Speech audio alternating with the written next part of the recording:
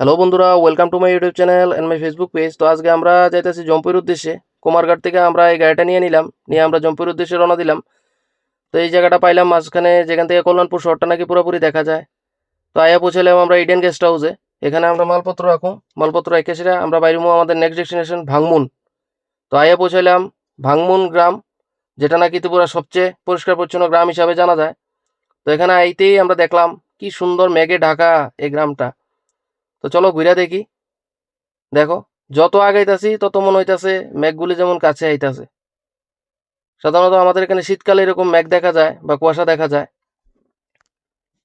কিন্তু এখানে সবসময় এরকম থাকে, মেঘে ঢাকা থাকে।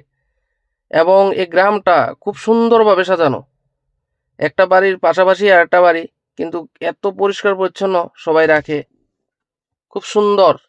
দেখো এই বাড়িটা দেখো, কি সুন্দরভাবে সাজানো নিজের বাড়ির আঙ্গনটা। এখানে আর একটা বাড়ি পাইলাম।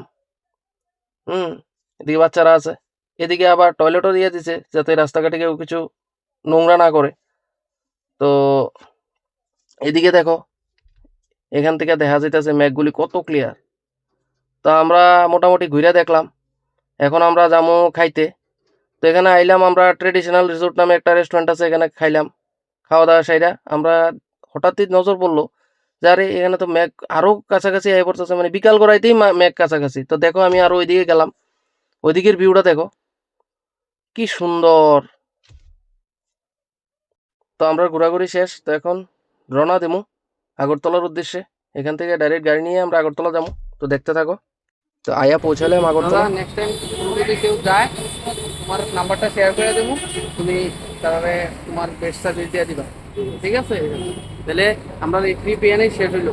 ঠিক আছে, টাটা। একটা হাই করে দাও। তো এখানে তাদের কন্ট্যাক্ট ডিটেলস দিয়ে দিলাম, তোমরা গেলে যোগাযোগ করতে পারবা। তো ভিডিওটা ভালো লাগলে লাইক শেয়ার এবং কমেন্ট করো, ইউটিউব চ্যানেলটা সাবস্ক্রাইব করো এবং ফেসবুক পেজটা ফলো করো।